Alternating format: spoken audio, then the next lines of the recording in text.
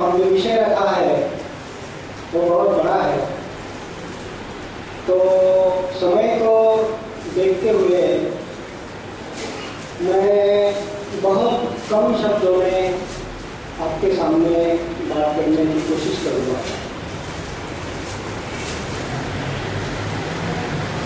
हमारा जो समाज है एक कॉन्ट्रडिक्शन में दिखाई देता है, क्योंकि फुले और अंबेडकर की जो मूवमेंट है, जो आंदोलन है, ये एक वैचारिक आंदोलन है और हमारा जो समाज है वो विचार को महत्व नहीं देता। तो ये कॉन्ट्रडिक्शन जो है, ये जो स्थिति है कि हमारा समाज विचार को महत्व नहीं देता और फुले अम्बेडकर की जो मूवमेंट है ये वैचारिक मूवमेंट है, तो ये मूवमेंट जो है ये आगे कैसी जाएगी? ये हमारे सामने बड़ी एक चिंता का विषय है, क्योंकि हमारे महापुरुषों ने हमें एक हवाई जहाज दिया है चलाने के लिए, लेकिन हम उसका इस्तेमाल जो है वो गाड़ी का जैसा करें। बैलगाड़ी जो होती है उसके माफिक हम उस हवाई जहाज का उपयोग कर रहे हैं। तो अगर ऐसी हालत है तो हमारी जो मूवमेंट है, हमारी जो परिवर्तन की लड़ाई है, वो आगे कैसी रहेगी? तो इसके लिए हम बार बार जो आपको बुलाते हैं बैठक के माध्यम से, कार्यक्रम के माध्यम से, इसलिए बुलाते हैं कि आपकी जो वैचारिक जो स्थिति है वो कैसी डेवलप हो, उसमें कैसा बदलाव आए, ये हमारी कोशिश होती है। लेकिन हमारे जो भाई है ये ऐसा सोचते हैं, ये ऐसा समझते हैं कि वहां पर जाके बड़े बड़े जो नेता आते हैं, हम तो बड़े नेता नहीं है, क्योंकि परसों जब कुर्ला में ये हैंडबिल गया तो जब एक आदमी ने हैंडबिल देखा तो अरे इसका, जब उसने नाम देखे हमारे, तो उसने कहा कि अरे इसमें तो कोई नाम हमने हमारे जाने पहचान का या कोई इसमें का पेपर में जो है कभी आया नहीं। तो हमारी कोशिश ये होती है कि हम खुद को नेता बनाकर आपके सामने हम बड़प्पन नहीं दिखाना चाहते हैं। हमारी कोशिश ये है कि छोटा सा छोटा कार्यकर्ता, छोटा सा छोटा आदमी वो कैसा बड़ा बनेगा, कैसे समाज को दिशा निर्देश करेगा, कैसा लीडर करे निर्माण, कैसा लीडर बनेगा, ये हमारी कोशिश होती है। तो इसके लिए मैं आपको चेतावनी देता हूं कि आप यहाँ पर जो आए हैं, अगर केवल सुनने के लिए आए हैं तो फिर हमारी जो मूवमेंट है, हमारा जो आंदोलन है, ये आगे नहीं जाएगा। हमने इधर आरक्षण प्राप्त लोगों को बुलाया है, लेकिन आरक्षण मांगने के लिए नहीं। हमने इधर जो आरक्षण प्राप्त लोगों को बुलाया है, ये आरक्षण मांगने के लिए नहीं। तो आपको इधर इसलिए बुलाया है कि आरक्षण देना है। आपने, आप लोगों ने दूसरों को आरक्षण देना है। अभी इधर विजयाबाद में मैंने बात की कि हमें राज्यकर्ती जमात बनना है। राज्यकर्ती जमात बनना ठीक है, अच्छी बात है, लेकिन उसके लिए हम हमारा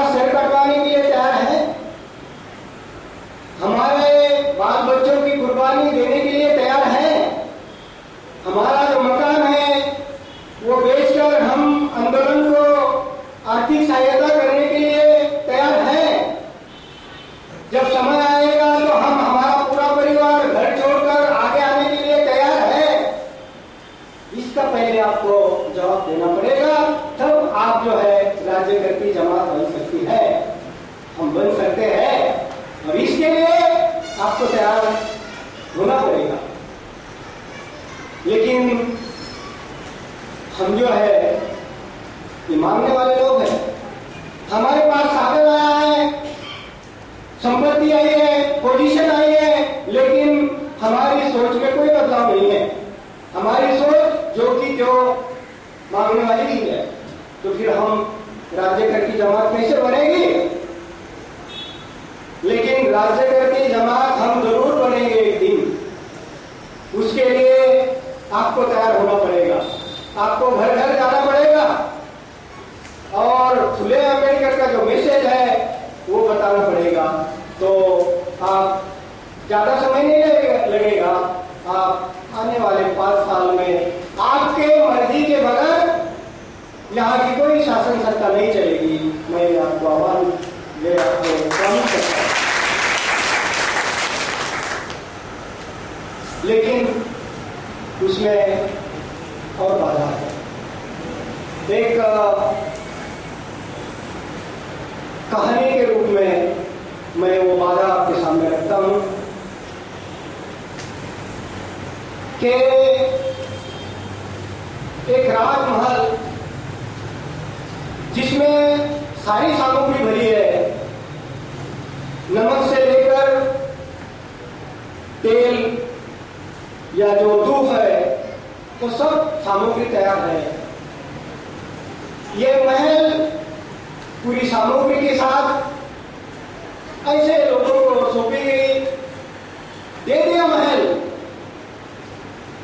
और ऐसे लोगों को सौंपी गई कि जो भीख मांगने का काम करते थे, जो मांग कर खाते थे। अभी ये लोगों को राजमहल मिला, उसमें सारी सामग्री मिल गई, लेकिन उनकी क्या सोच है? ये वहां अंदर जाके खाना नहीं पका रहे हैं। इनकी ये सोच है कि ये बाहर रहकर जो हमको मिलता है, रोटी बासी रोटी, वही हम बोलते हैं कि नहीं ये ठीक है। वो कौन जाएगा अंदर और वो कौन खाना पकाएगा और कौन ये करेगा? तो ऐसी ही हालत हमारी आज है। हमारे सामने बाबा साहब ने कदम कदम बढ़ाकर बड़ी सावधानी से कॉन्स्टिट्यूशन के माध्यम से अपने लिए बहुत सुविधा बनाई है।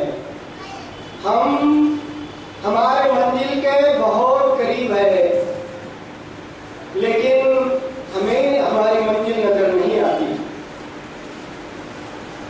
शेड्यूल कास्ट तैयार है, बनाया है, बड़े जदोजहद से बनाया है, आसानी से नहीं बना शेड्यूल कास्ट। शेड्यूल टाइम भी तैयार है, और ओबीसी जो लोग हम अपने आप को बैकवर्ड नहीं मानना चाहते थे, नहीं समझते थे, लेकिन वो लोग भी आज खुद को ओबीसी यानी अदर बैकवर्ड क्लास मानने को तैयार है। लेकिन हमारा लक्ष्य क्या है? हमारा लक्ष्य केवल आरक्षण की तरफ ही है। बाबा साहब ने जो हमें आरक्षण दिया, ये केवल शिक्षा और सर्विस नौकरी के लिए नहीं दिया। उनका हेतु अलग था। आरक्षण के पीछे उनका हेतु अलग था। उनका हेतु ये था कि आरक्षण के माध्यम से जब शेड्यूल कास्ट, जब शेड्यूल ट्राइब, जब ओबीसी, ये लोग जब एक सोच के ऊपर आएंगे तो इनकी एकजुट होगी। और जिस देश में लोकशाही है, तो उस देश जो संपत्ति है ये लोगों के हाथ में आएगी, ये सोच थी पहले बाबा साहब की। और दूसरे नंबर के ऊपर फिर शिक्षा के माध्यम से सर्विस भी मिलेगी और सर्विस के माध्यम से इनके पास साधन भी आएंगे और इनकी सोच भी बदलेगी। तो हम आगे उधर ही है, आरक्षण के उसके ऊपर ही ध्यान है हमारा ध्यान ये चाहिए कि जब एससी तैयार है, एसटी तैयार है और ओबीसी भी तैयार है, तो महात्मा फुले का जो संदेश है शूद्र आदि शूद्रों का संघर्ष जो है वो सेठ जी वर्गी के खिलाफ होना चाहिए। तो फिर इतनी ही बात करनी है हमें, ज्यादा लंबी बात नहीं है और ज्यादा कठिन भी बात नहीं है। हमें केवल शेड्यूल कास्ट, शेड्यूल ट्राइब और अदर बैकवर्ड क्लास और माइनॉरिटी के लोगों को जो फुले आंबेडकर का संदेश है, समता, स्वतंत्रता, भाईचारा और न्याय, इस मानवीय मूल्यों के ऊपर इनको संगठित करना है। अगर आप इसमें कामयाब हो जाते हैं तो आपको सम्मान भी मिलेगा। क्यों कि हम तो आज सम्मान नहीं है, हम अभी भी इस देश में गुलाम है, लेकिन ये हमको पता ही नहीं है हम इस देश में गुलाम है करके। यहाँ की जो सत्ता है, कहा यहाँ की जो शासन है हमारा नहीं है। गुलाम और मालिक का कोई एक शासन नहीं होता। इसीलिए जो हमारी गुलामी है, जो हमें मान सम्मान नहीं मिलता, इसके ऊपर प्रायोरिटी के साथ हमने काम करना चाहिए, लेकिन वो काम जो है वो हम नहीं करते। हमारी प्रायोरिटी क्या होना चाहिए? हमारी प्रायोरिटी शिक्षा, हमारी प्रायोरिटी नौकरी, हमारी प्रायोरिटी घर, हमारी प्रायोरिटी गाड़ी, हमारी प्रायोरिटी पैसा, ये हमारी प्रायोरिटी नहीं हो सकती है। हमारी प्रायोरिटी जो है, पहले हम जो गुलाम हैं, गुलामी को दूर करें। लेकिन वो हम काम नहीं कर रहे हैं। क्यों? कि हमारे समझ में ही नहीं आती है ये बात। अगर हमारे ये बात समझ में आए तो हम ये काम जो है इसको प्रायोरिटी देंगे, लेकिन वो हम समझने का प्रयास ही नहीं करते हैं। तो फिर हमें ये जो राज सत्ता है, हमें जो ये धन दौलत है, ये कैसी मिलेगी? लेकिन अभी जो स्थिति है वो हमारे लिए बहुत ही आशादायक, हमारे लिए बहुत ही अच्छी स्थिति है। क्यों? कि हमारा जो प्रतिस्पर्धी है वो अभी बहुत ही खतरे में आया है। मैंने जो पिछला अंक है उसमें लिखा है कि काका कालेलकर ने जो रिपोर्ट सरकार को सादर किया ओबीसी के बारे में, उन्होंने उसमें रेकमेंड किया कि ओबीसी के लिए शिक्षा और नौकरी का प्रावधान हो। उसने लिखा, उनके साथी भी थे सदस्य, लेकिन उन्होंने और एक चाल की कि उस रिपोर्ट के साथ एक और नोट जोड़ दी उसमें कि ये जो काका कालेलकर आयोग है, ये ग्रामीण लोगों के लिए एक डेथ वारंट है, एक मृत्यु घंटा है।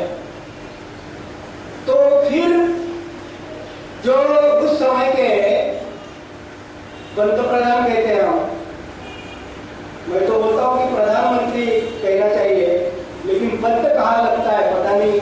ये हमारी जो राहुल राठौर की सोच है, उन्होंने मुझे पूछा कि ये जो पंतप्रधान लिखते हैं, प्राइम मिनिस्टर का मतलब तो प्रधानमंत्री होता है, लेकिन ये पंत जो है वो क्यों लगा दिया है पीछे?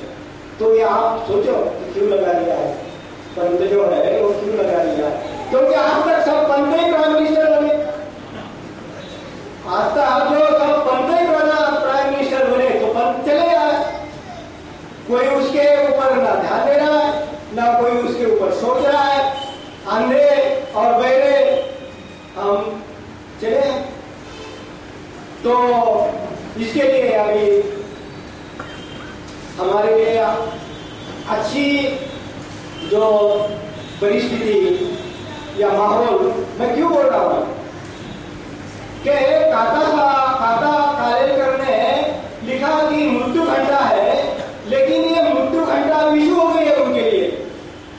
जब मंडल आयोग लागू हो गया उसी दिन डेथ वारंट जो है या हमारे जो प्रतिस्पर्धी है ग्रामीण, उनके लिए इश्यू हो गया डेथ वारंट। क्यों? आप पूछेंगे कि कैसे?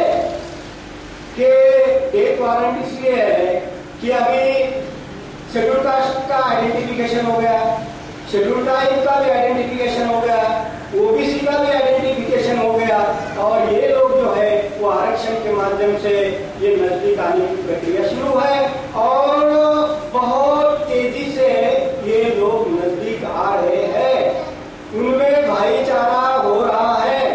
तो ये प्रक्रिया अगर तेज किया जाता है तो आने वाले कुछ ही सालों में यहाँ की जो धन दौलत है, यहाँ की जो सत्ता है, यहाँ की जो पद प्रतिष्ठा है, ये यही लोगों के हाथ में जाने वाली है। तो इसके लिए उनका जो शब्द था 1953 का, वो आज जो है वो मंडल कमीशन के माध्यम से डेथ वारंट सही साबित हुआ है। लेकिन आपको प्रयास करना पड़ेगा।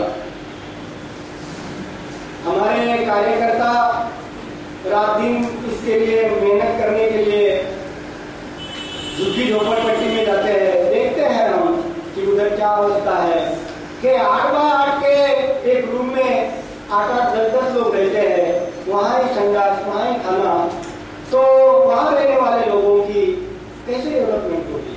और ये हम देखते हैं, हमारे खुले आंखों से देखते हैं, लेकिन उसके बारे में कोई सोच नहीं। मैं सोचता हूँ मेरे बच्चे के बारे में, मैं सोचता हूँ मेरी बीवी के बारे में, मैं सोचता हूँ मेरे घर के बारे में, और फिर भी मैं मानता हूँ कि मैं अनबेडकर का अनुयायी। अरे जिन्होंने अपना पूरा बलिदान कर दिया दूसरों के लिए, आपके लिए, मेरे लिए, तो उनकी क्या शिक्षा है? वो भूल गए हम। हमारे पास जैसा ही साधन आया, पद आया, बस उससे मुझे लगने लगा कि मैं बड़ा हूं। पद और पैसे से कोई बड़ा नहीं होता।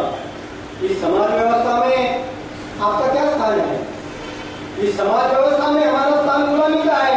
नहीं तो हमारे ही लोग वहां पर झाड़ू मारने वाले, वहां पर नालियां साफ करने वाले, वहां पर झोपड़पट्टियों में जहां पर कुत्ते बिल्ली भी नहीं रह सकते, वहां पर जी रहे हैं। काम करने वाले दिन भर काम करते हैं, 2 समय का खाना भी नहीं मिलता है, ये लोग हमारे हैं। तो इस देश में हम गुलाम हैं, तो पहले हमने हमारी गुलामी को दूर करना चाहिए, सब इसके ऊपर निशान कर देना चाहिए, लेकिन हम नहीं कर रहे हैं। लेकिन एक अच्छी बात है अभी कि अब स्थिति ऐसी है कि जैसा कुत्ता जो है कि कुत्ते के गले में जब हड्डी जो है वो अटक जाती है तो वो बाहर भी नहीं निकाल सकता और अंदर भी नहीं निकल सकता, तो उसकी डेथ है। वैसे ही अभी एसटी है, ओबीसी है, इसको कोई अभी मिटा नहीं सकता या उसको कोई कैंसिल भी नहीं कर सकता। तो जो ये व्यवस्था है, चातुर्वर्ण व्यवस्था, और चातुर्वर्ण व्यवस्था को मेंटेन करने वालों की डेथ जो है ये अभी अटल है। लेकिन ये आपके ऊपर निर्भर है, आपके काम के ऊपर निर्भर है कि आप कितना समय देते हैं, आप कितना टैलेंट लगाते हैं, आप कितना साधन इस मूवमेंट को देते हैं, ये आपके ऊपर निर्भर है। लेकिन हम अगर इसको समय लगाते हैं, हम अगर हमारे कंफर्ट जोन से बाहर नहीं आते हैं, तो ये लोग जो है ये बहुत चतुर है, ये लोग जो है ये बहुत षड्यंत्रकारी लोग हैं, ये आगे चलकर इसको भी मिटा सकते हैं। जो हमारे महापुरुषों ने बड़ी कुर्बानी देकर इसको मिलाया है। आपको पता होगा कि डॉक्टर अम्बेडकर को अपने 4 छोटे छोटे बच्चों की भी बलि देना पड़ी, उनकी पत्नी भी बलि देना पड़ी।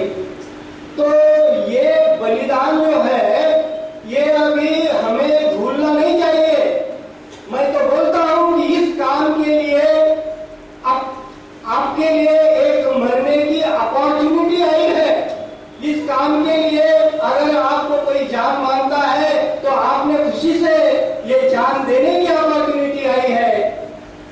हमारे सामने है।